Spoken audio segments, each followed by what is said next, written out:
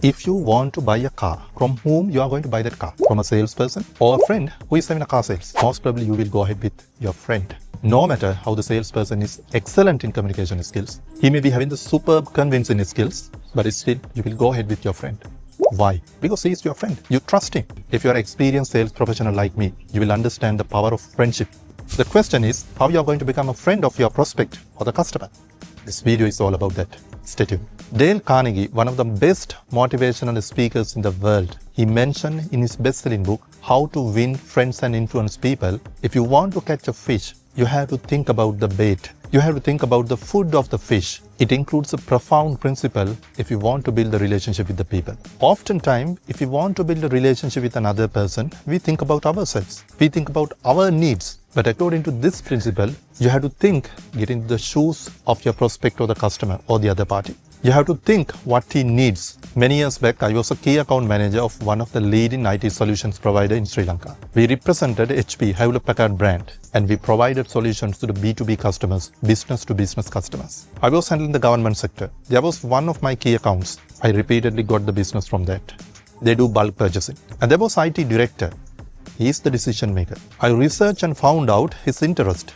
He's a travel enthusiast. Whenever I went there to meet him, I spoke about his traveling, where he went, how he spent that. He was so enthusiastic to share his stories. Now, I assume you are a travel enthusiast. If I ask you information, if I ask you question about that, you will be really interested to share with me. Just like that. He was waiting for me to talk, believe me.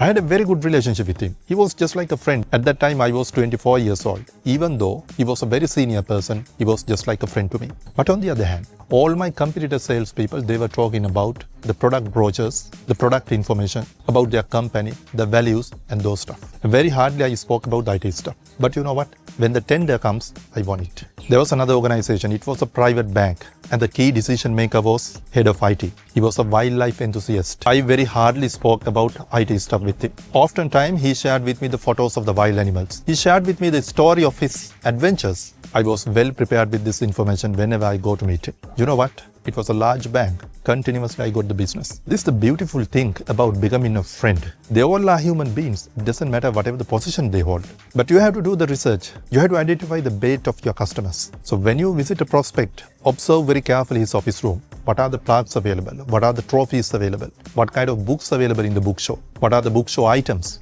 What type of pictures he is hanging on the wall? You can get very important information from here. Nowadays, thanks to the social media, you can research this information very well. For example, if you go to LinkedIn, you can find it out where he has worked earlier, what kind of positions he has held, what kind of education qualifications he is having. If you go to his Facebook profile, if it has not been locked, then you can find many interest of him. If you go to the Instagram account, if it is not private, you can find many information about him. It is really important when you go for a prospect and a customers, you have to go formally, you have to have the etiquettes, you have to be a professional, but understand every person is a human being. So when you become a friend, it's very easy for you to sell. You don't have any pressure to sell. That is another very important factor. So when you become a friend, you share the humor. When you're having the humor, you can connect with your prospect more easily. As per one of the studies, it shows that 50% of the sales are made because of the friendship factor. Remember that.